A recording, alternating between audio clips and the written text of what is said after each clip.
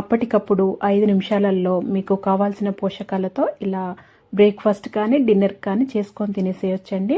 ఎక్కువ శ్రమ లేకుండా జస్ట్ 5 నిమిషాలలో అయిపోతుంది. పిల్లల నుండి పెద్దల వరకు ఇంట్లో అందరూ ఇష్టంగా తింటారు. ఈ విధంగా ఒకసారి ఖచ్చితంగా ట్రై చేయండి. చాలా అంటే చాలా రుచిగా ఉంటుంది. చేయటం కూడా అంతే ఈజీ. ముందుగా ఇక్కడ నేను ఒక ఉల్లిపాయ, అలాగే ఒక టమాటో, కొద్దిగా హాఫ్ ఏమో క్యాప్సికము, ఒక 3-4 పచ్చిమిర్చి, కొద్దిగంత కొత్తిమీర ఇలా చిన్నగా కట్ చేసి పెట్టుకున్నానండి. ఇవన్నింటిని ఇలా కట్ చేసి పెట్టుకోవాలి. చిన్నగా కట్ చేసుకోవాలి. పెద్దగా కాకుండా చిన్న ముక్కలుగా చేసుకోవాలి. ఇందులో పచ్చిమిర్చి అనేది మీరు తినేదాన్ని బట్టి వేసుకోవచ్చు. ఇప్పుడు ఒక గిన్నె తీసుకొని మనము కట్ చేసుకున్న కూరగాయలన్నీ దీంట్లో వేసుకోవాలి. చిన్నగా కట్ చేసుకోండి. ఇందులో వేసుకున్న తర్వాత ఇప్పుడు ఒక 1 టీ స్పూన్ ఉప్పు వేస్తున్నాను నేనైతే. మీరు మీ టేస్ట్కి తగినంత వేసుకోవచ్చు. ఉప్పు తక్కువనే వేసుకోవాలండి. ఒక 1 టీ స్పూన్ మిరియాల పొడి వేస్తున్నాను. అలాగే కొద్దిగానే గరం మసాలా వేసుకోవాలండి.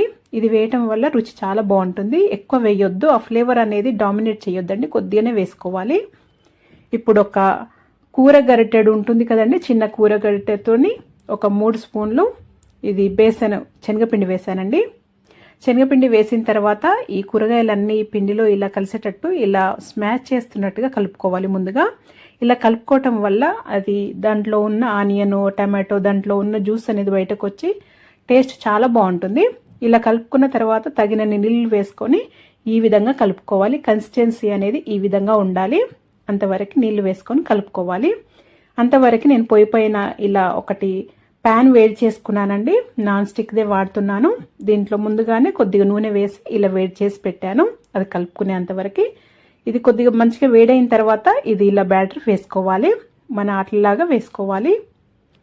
వేసుకున్న తర్వాత లో ఫ్లేమ్లో పెట్టి కాల్చాలండి. మూత పెట్టేసి ముందు వేసిన తర్వాత మంచిగా ఇలా కాలుతుంది. తొందరనే ఏమి విడిపోవటము అలా అంటుకోవటం అలా ఏమీ ఉండదండి. చక్కగా వచ్చేస్తుంది. ఇలా చేసుకున్న తర్వాత ఒక వైపు కాలిన తర్వాత ఇంకొక వైపు కూడా టర్న్ చేసుకొని 2 వైపులా చక్కగా కాల్చుకోవాలి. పచ్చిగా లేకుండా మంచిగా కాల్చుకోవాలి. ఇలా కాల్చుకొని తీసి సర్వ్ చేసేసుకోవటమేనండి. వేడిగా అయినా కానీ ఇది అప్పటికప్పుడు ఈజీగా చేసుకోవచ్చు కదా. రుచి కూడా అంతే బాగుంటుందండి.